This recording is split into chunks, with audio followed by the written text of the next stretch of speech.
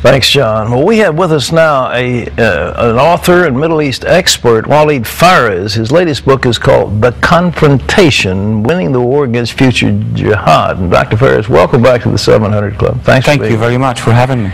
Listen, you made very clear in your book that the ruling powers in the West just don't get it. Is this just the jihadists, the Salafists, the various ones who are involved in the radical Islam? Or is this a core teaching of Islam itself, jihad? Well, Pat, the Salafists, the jihadists that you just mentioned, basically are trying to condition public opinion in the Muslim world and tell them that this is a core belief, that they have the duty to mobilize and to perform this jihad. Unfortunately, in the Muslim world, the forces that contend, that basically oppose this, are weak, and unfortunately we haven't been successful in supporting those moderates. And this is not the problem of governments only. Our academic elite in this country, which was funded for many, many years by Wahhabi funds, has been the one that did us a bad advice in the 80s and the 90s by telling us that jihad is just yoga, so don't worry about it. We lost about 20 years of not being able to act in time to help the moderates to defeat the jihadists, and we were not successful. In history, way back, when they said jihad, that meant conquer North Africa, conquer Europe, conquer the Middle East. Somehow it's been morphed into a condition of the soul where it has to do with inner peace and so forth. Is any validity in this current thinking, or is it just strictly propaganda?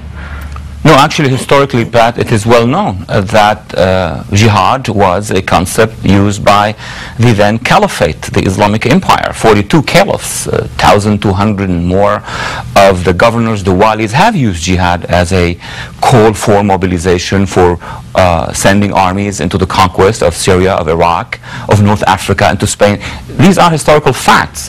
That was basically the norm for more than 1,000 years.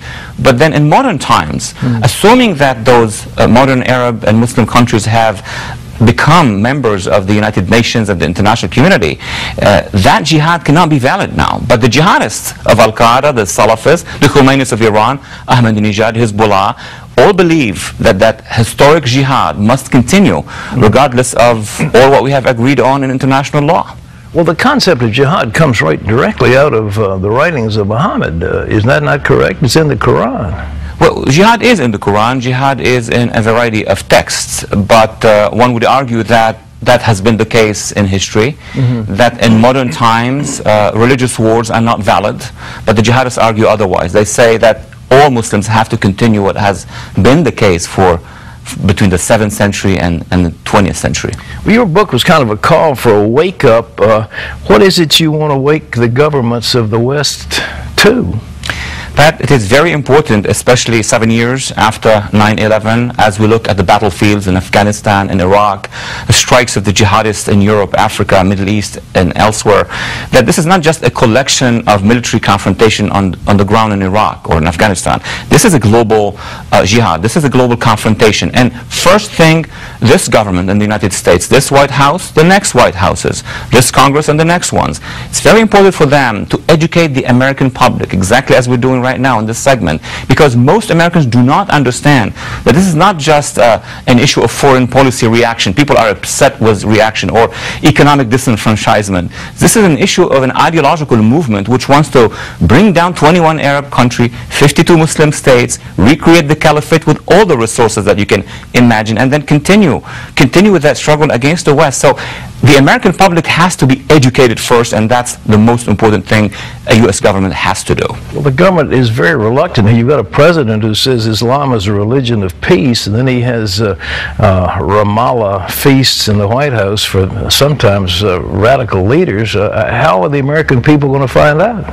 Well, that has been the problem. This is why the 9/11 Commission in the summer of 2004 was asking the question, how come we were attacked, we didn't know? How come there were declarations of war in 1996 and 1998 and we didn't know? Well, our academic advisors didn't let us know, and the academic advisors come from the classroom, and the classroom in America has been impacted by the oil-producing regimes who have instilled a lot of money. So it's a systemic problem, and unfortunately now it's civil society, bottom-up approach. Bloggers, free TV shows, writers. This is how we're going to give consciousness to the American public. Hopefully a future Congress and hopefully also future administrations will do a good job in making sure that Americans understand. But also there is another job, Pat. That is to distance ourselves from the oil-producing regimes and become energy independent. That is part of the next confrontation for the next 10 or 20 years. You write about nuclear jihad, also urban jihad. What are you talking about? Well, nuclear jihad means that now we have a Pakistan which has the nukes, but within Pakistan there is a very large force of jihadists which, if things goes bad, may seize those weapons in the next few years. And we have Iran, which even though as we are in Iraq and in Afghanistan and we have task forces in the Gulf, may develop very soon the nuclear capability. So these are two regimes at risk.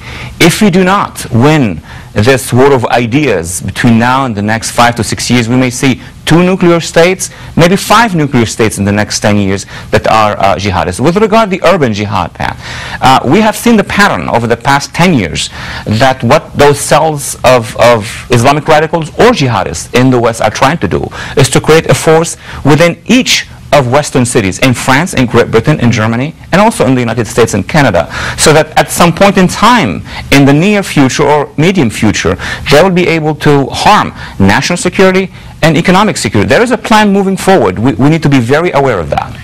Has the West got the spiritual and moral fiber to resist this jihadist tendency?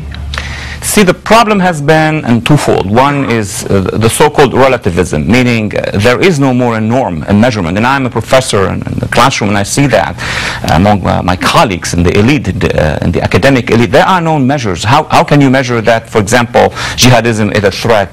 In the 90s, and I mentioned that earlier, our elite thought that, well, jihad is yoga. No, it wasn't yoga. It was basically an ideology of confrontation. But the other thing is that we have little information. We have been blocked from getting a good education on this issue, and this is where the problem is today. Well, I appreciate you waking us, sounding the alarm. The book, ladies and gentlemen, is called The Confrontation. Waleed Faraz, an expert on the thoughts and the plans, excuse me, of the Islamic extremists. It's available in bookstores everywhere, and we appreciate Dr. Faraz being here with us today.